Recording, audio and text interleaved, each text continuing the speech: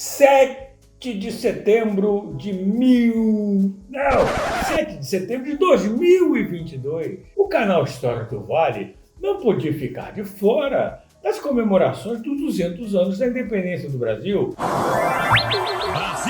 Eu ia botar uma camisa do Brasil verde e amarelo, mas aí ia pegar mal, iam pensar que vocês sabem o quê, né? Mas botei uma camisa verdinha para falar do nosso imperador. A pergunta é a seguinte: o que Dom Pedro foi fazer em São Paulo?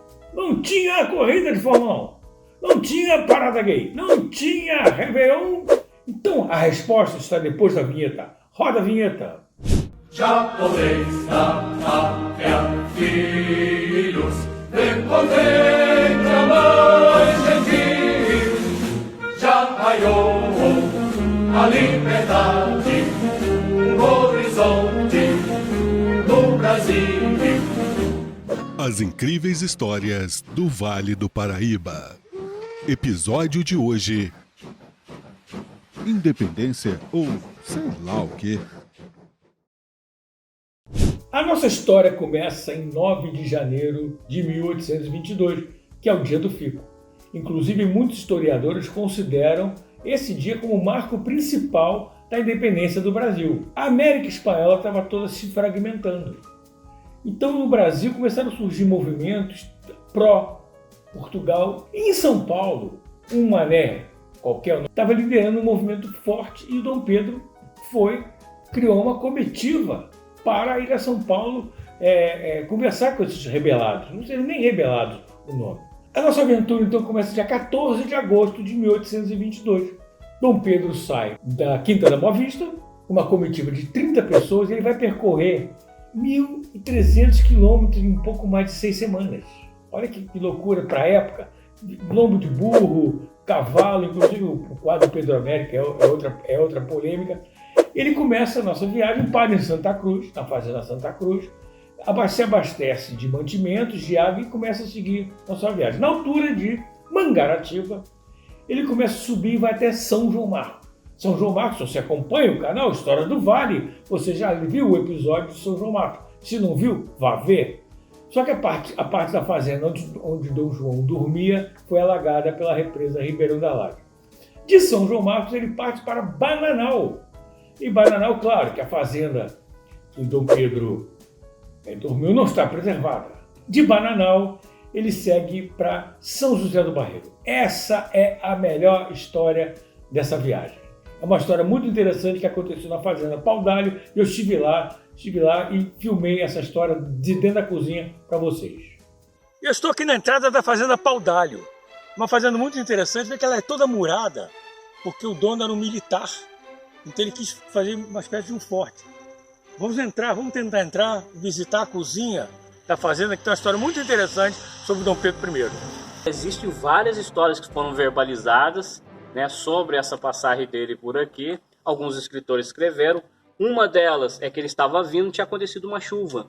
Ele molhou a roupa dele de príncipe regente. Tinha um soldado raso que tinha uma roupa seca. Ele trocou a roupa seca dele de príncipe regente, colocou a roupa do soldado raso. Chegou aqui, o coronel João Ferreira de Souza saiu da fazenda para encontrar com ele, com a regência, levando alguns animais descansados para a regência trocar a carga dos animais.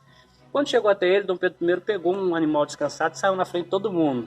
Logo após, o coronel João Ferreira de Souza saiu atrás dele. Ele chegou aqui primeiro que todo mundo, bateu o palmo no portão de entrada social, que é a entrada da Casa Grande. A dona Maria Rosa, que é a esposa do coronel João Ferreira de Souza, que atendeu ele primeiramente, não o conheceu e ele não se identificou. Essa história é muito engraçada porque ele entra pela cozinha, né?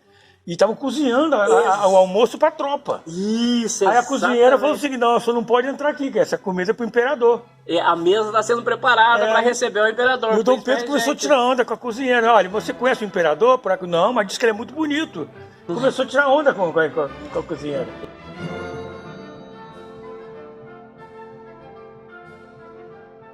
Pensar que nessa mesa o Dom Pedro I almoçou. Coisa, né? Tudo super bem preservado. Muito bom, muito bom. Essas são as incríveis histórias do Vale do Paraíba. E depois de São José do Barreiro, nosso Dom Pedro, nosso imperador, vai para Areias.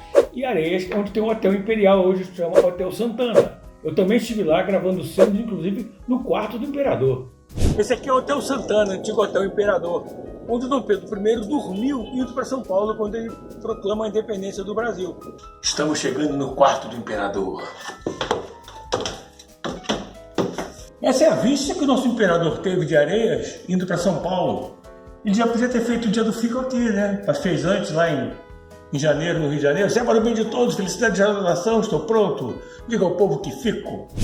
De Areias, Dom Pedro segue para Silveiras. Silveiras, inclusive, esse nome, Silveiras, vocês vão ver no episódio que eu estou preparando, chama Silveiras porque é do Rancho dos Silveiras, que era o lugar tradicional das tropas descansarem. Dom Pedro vai, descansa, com certeza deve ter trocado alguns animais, e segue em direção ao Porto da Cachoeira, hoje chamado Cachoeira Paulista. Já estamos no dia 18 de agosto e Dom Pedro segue para Lorena. Essa parada de Lorena foi muito importante, que nesse local, ele já é no estado de São Paulo, ele decreta a intervenção do governo estadual de São Paulo e assume provisoriamente essa situação. Então, Lorena, essa parada foi muito importante. De Lorena, ele segue para Guaratinguetá. Em Guaratinguetá, ele é recebido, em toda a cidade, claro, ele é recebido pela população. Em Lorena, inclusive, ele plantou uma palmeira. Lorena é conhecido como a cidade das palmeiras, e Dom Pedro plantou uma palmeira em Lorena. Em Guaratinguetá, ele frequentou missas. Em Aparecida, uma coisa interessante é o seguinte: em Aparecida, ele vai visitar a capela de Nossa Senhora Aparecida.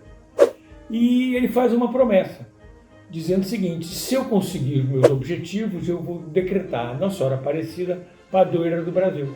Que até porque 12 de outubro é o dia do aniversário dele, Dom Pedro I.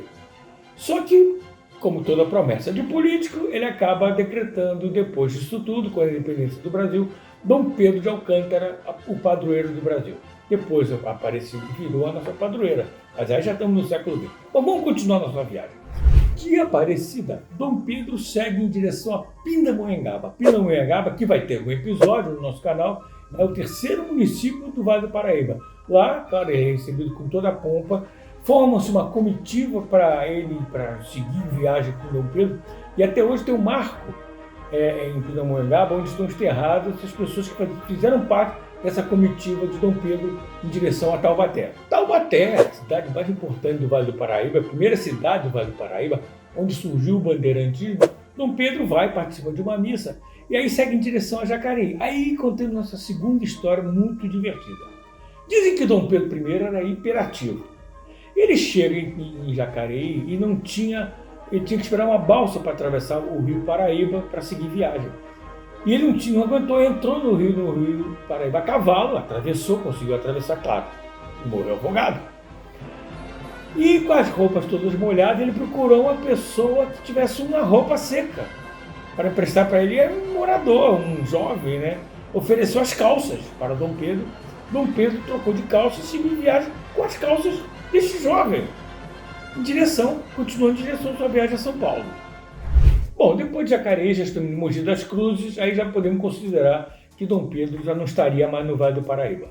Dom Pedro vai, antes de chegar em São Paulo, resolve todas as questões, né, da revolta paulista e vai a Santos, pegar a Marquesa, né, que ninguém é de ferro depois de uma viagem dessa, né, 1.300 quilômetros. E aí na volta ele começa a receber os primeiros sinais de que a coroa imperial estava começando a pegar no pé dele. Quando ele chega já em São Paulo, às margens do Ipiranga, ele recebe uma carta da Dona Leopoldina, recebe uma carta do José Bonifácio, mas aí é outra história. Esse é o canal Histórias do Vale do Paraíba. Se você quiser saber mais sobre a independência do Brasil, não vai faltar material. Eu sou José Leon, esse é o canal História do Vale. Se você gostou, compartilhe, curte, se inscreva, assine o sininho e vamos em frente. Brasil, Brasil!